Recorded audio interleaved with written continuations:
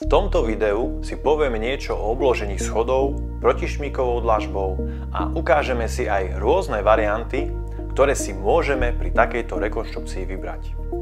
Vieme sa rozhodovať či už podľa ceny, alebo podľa životnosti, alebo estetiky.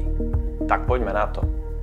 Aktuálne sa nachádzame v areáli materskej škôlky Budapešťanská 1, kde realizujeme obloženie schodiska terasovou dlažbou hrúbky 2 cm.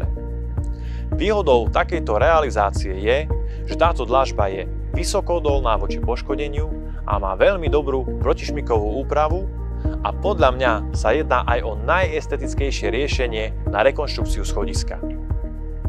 Vďaka výborným vlastnostiam tejto gresovej dlažby nehrozí, že by sa pod dlažbu dostala voda, keďže dlažba má nasiakavosť menšiu ako 0,1%.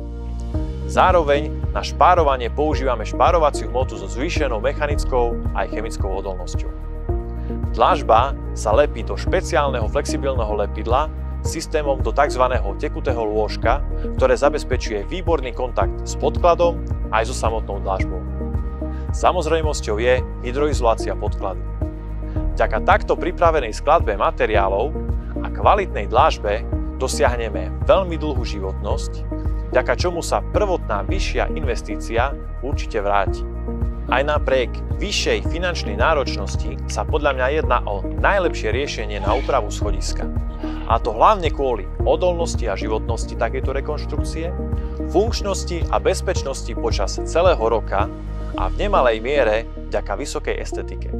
Záleží už len na vašom vkuse. Teraz vás zoberiem na ďalšie zrekonštruované schodisko na bytovom dome Idanska 25, 27 a 29, aby ste si mohli porovnať jednotlivé rekonštrukcie.